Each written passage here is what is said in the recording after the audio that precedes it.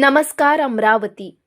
गुरुकुंज मोझरी येथील पवित्र कुंडात मंगळवारी पहाटे सूर्योदयाच्या पहिल्या किरणात महाराष्ट्राचे दिवंगत लोकनेते, राष्ट्रवादी काँग्रेस पक्षाचे राष्ट्रीय अध्यक्ष तथा राज्याचे माजी उपमुख्यमंत्री अजितदादा पवार यांच्या अस्थीचे गुरुदेव सेवा मंडळाच्या परंपरेनुसार विधिवत विसर्जन करण्यात आले। राष्ट्रसंतांच्या महासमाधीचे दर्शन, सामुदायिक प्रार्थना, ग्रामगीता, अध्याय वाचन, ध्यान साधना आणि मौन श्रद्धांजली अशा भावपूर्ण वातावरणात राष्ट्रसंत तुकडोजी महाराजांच्या कर्मभूमीत अजितदादा पवार हे कायमचे विसावले। यावेळी पद्मश्री जनार्दन पंत बोथे गुरुजी, आमदार संजय खोडके, आमदार सुलभा खोडके यांच्यासह राष्ट्रवादी काँग्रेस परिवार, गुरुदेव सेवा मंडळाचे पदाधिकारी आणि शेकडो कार्यकर्ते उपस्थित होते। अजितदादांच्या अकाली निधनाने संपूर्ण महाराष्ट्र शोक सागरात बुडाला असून गुरुकुंज मोझरी येथे मंगळवारी अजितदादांच्या अस्थीचे भावपूर्ण वातावरणात विसर्जन करून निरोप दिला। यावेळी उपस्थितांचे डोळे पाणावलेले होते।